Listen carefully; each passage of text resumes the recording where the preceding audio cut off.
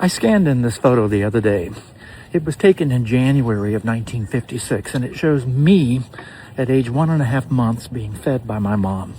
I decided to try an experiment. I took the photo and I went to 3 different AIs, ChatGPT, Google, and Grok. And I told each of them to colorize it.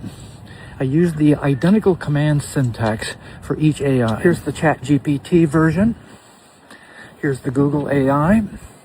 And here's the Grok. They all did a decent job of coloring the photo. But when I took a closer look at the images, I began to notice some strange differences. Here's the original photo again. If you look at the bottom left, you'll see something lying on the floor. It looks like a blanket or a pad or something. I don't know what. Okay, so let's take another look at the ChatGPT image. It looks like ChatGPT just deleted whatever that object was lying on the floor. Okay, so let's take another look at the original image.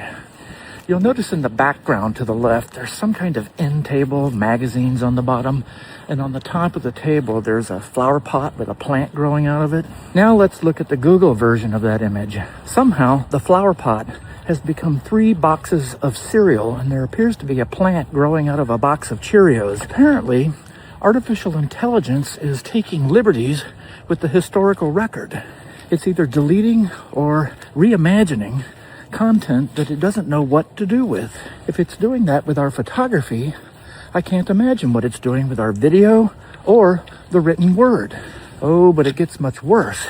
According to a study conducted by the MIT Media Lab, people who use artificial intelligence develop a condition called cognitive atrophy, and their critical thinking skills go into decline. This comes at a time when a majority of Americans, 53%, can't read above a 6th grade level. Artificial intelligence is not only meddling with the historical record, but it's making us dumb.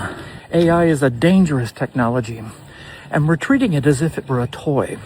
It's in the hands of for-profit corporations that have already demonstrated they do not have the public interests at heart. The use of AI should be subject to stringent regulation and oversight, and it should not be available to the general public. Otherwise, Orwell would have been proven right yet again. War is peace. Freedom is slavery. Ignorance is strength.